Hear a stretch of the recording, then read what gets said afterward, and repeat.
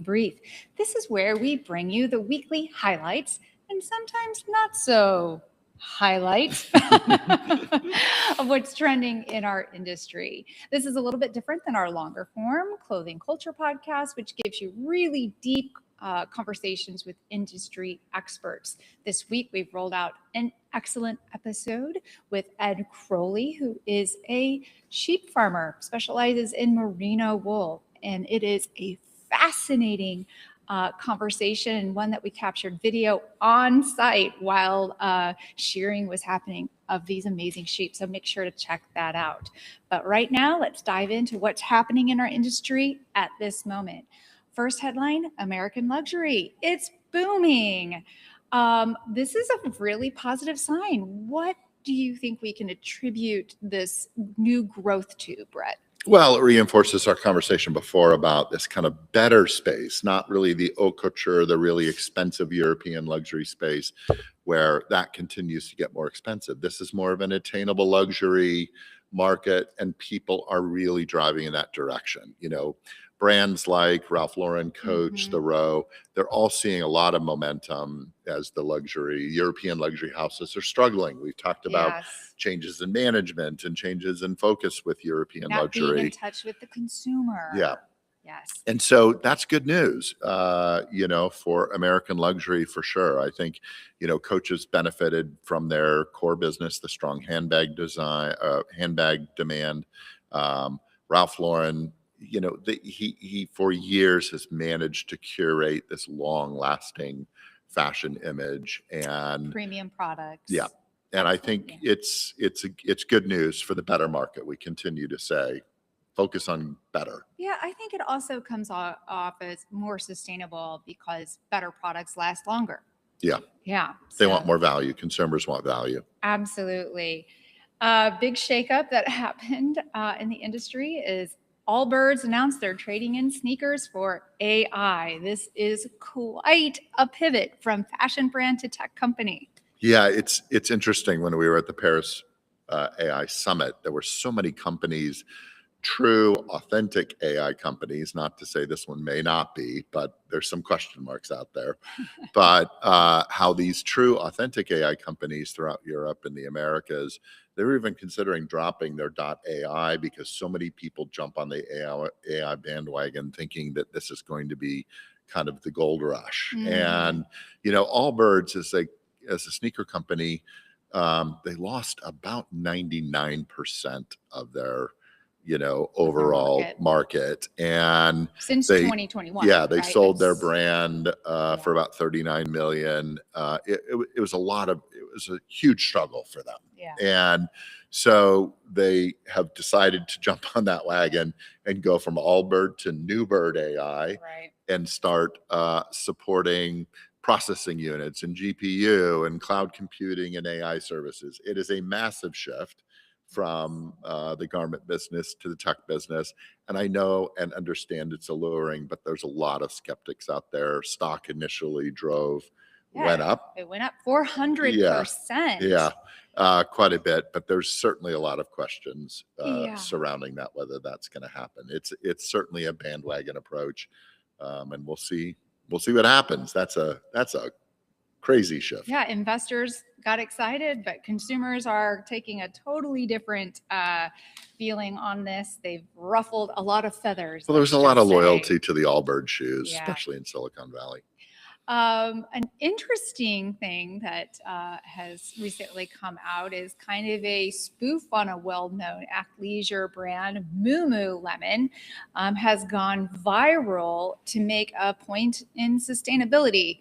This is a kind of a crazy story. Yeah, I mean, it's sort of a tongue-in-cheek, but it's really addressing.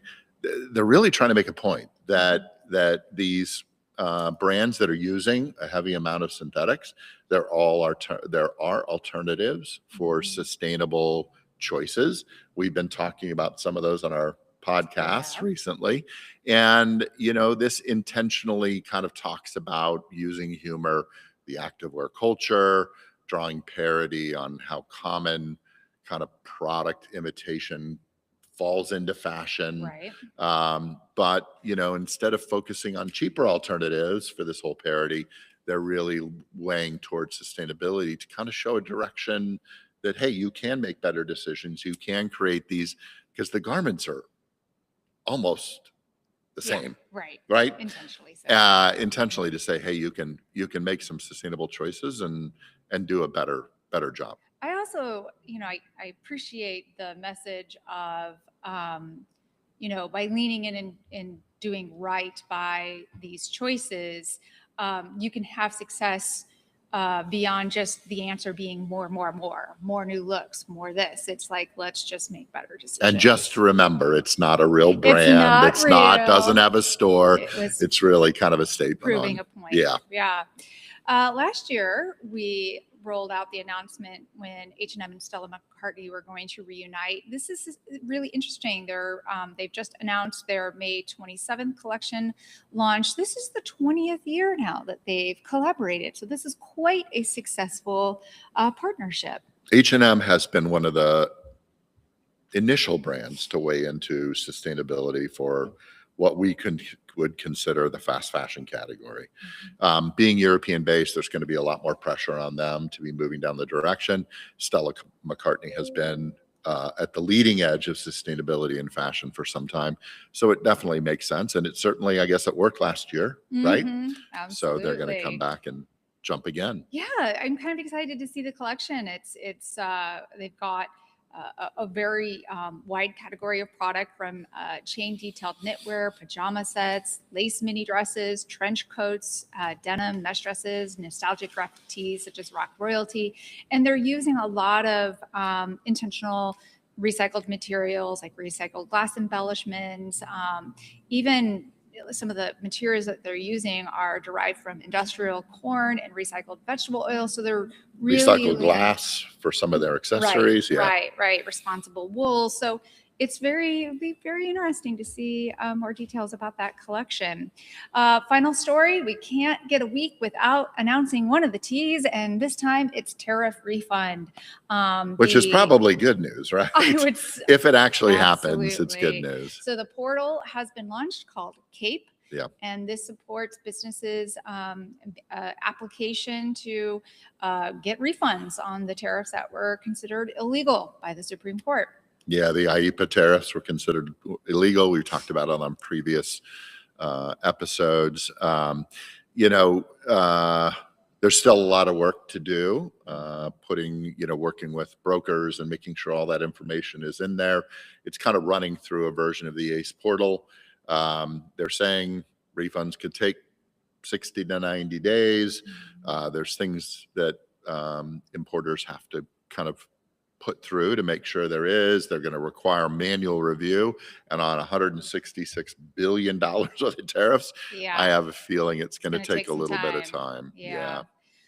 Well, let's hope good things happen there, right? Yeah. All right. Well, those are the weeks for the highlights this week. As always, don't forget to subscribe to stay apprised of upcoming conversations. And if there's any way that we can be supportive as you're navigating the ever-changing, complex world of apparel design, sourcing, manufacturing, any other kind of technology challenges you're trying to sift through, feel free to reach out to us here at Stars Design Group. We love being a resource, and we will see